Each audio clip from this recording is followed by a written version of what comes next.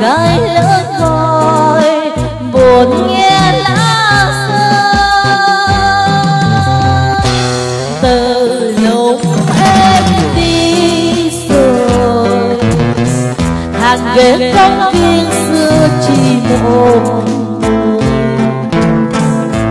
chiều qua giấc vội người yêu anh hai nhìn gió mây trôi phố đêm đèn vàng không có em những người nhỏ buồn trong trái tim lúc ta thở nào theo ước em nhớ em anh luôn gần gắn bó. Từ lúc em đi rồi từng cánh hoa yêu đương bỏ bên đường bàn tay ngón gầy tìm môi thở dài lời yêu gió bay. Từ lúc em đi rồi từng cánh chim đến hỏi về nhiều khi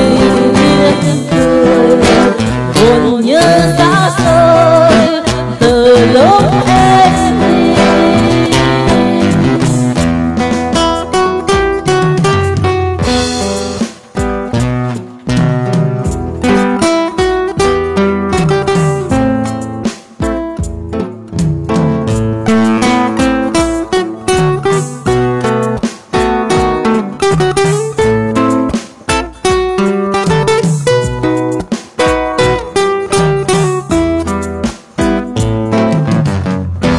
từ lúc em đi rồi mãi mãi tiếng mưa lên gọi tên người đường hoa vắng đời hàng cái lớn gọi buồn nghe lá rơi.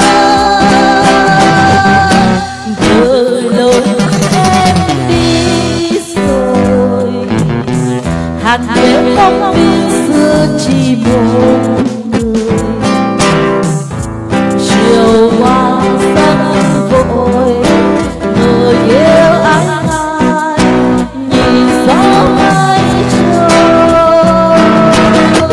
phố đêm đèn vàng không có em mình người nhỏ buồn trong trái tim ước mơ thường nào sẽ